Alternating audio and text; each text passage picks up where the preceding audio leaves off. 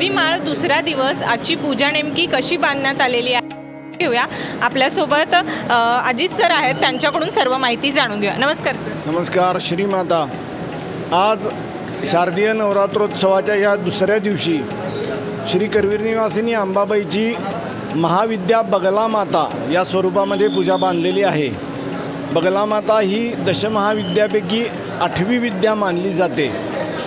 तिचं स्वरूप वर्णन करताना अमृत सागरातील रत्नमंडपाच्या मणिवेदीवरील देवता जी पीतवर्ण वस्त्र आणि अलंकार घातलेली आहे, जिच्या एका हातामध्ये गदा आहे आणि दुसऱ्या हाताने तिनं राक्षसाची जिव्हा म्हणजे जीभ खेचलेली आहे, अशा स्वरूपाचं वर्णन आहे। एकदा ब्रह्मांडामध्ये फार मोठं वादळ निर्माण झालं आणि त्या वादळानं सर्वत्र उत्पात मांडला।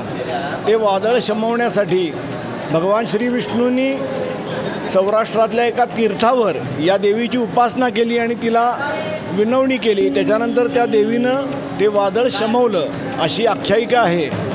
प्रामुख्यानं शत्रू जे आपल्या विरुद्ध काही करतो त्याच्या विरुद्ध त्या कारवायांचा आपल्यावर परिणाम होऊ नये यासाठी बगलामुखीची उपासना केली जाते। त्याचबरोबर काही नैसर्गिक आपत्तींचं निवारण करण्यासाठीही या देवीची उपासना केली जाते, अशी मान्यता आहे। त्याचबरोबर सर, देवीला जो नैवेद्य दाखवला जातो दुसरी माळ आहे, आज देवीला कोणता नैवेद्य देण्यात आला? आपल्या इथं नैवेद्यामध्ये फार फरक नसतो।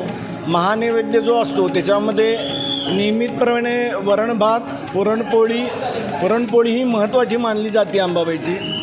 पुरणपोळी, भाजी आणि अन्य पदार्थ अशा पद्धतीचा नैवेद्य असतो, त्याच्यात वेगळं काही फार नसतं।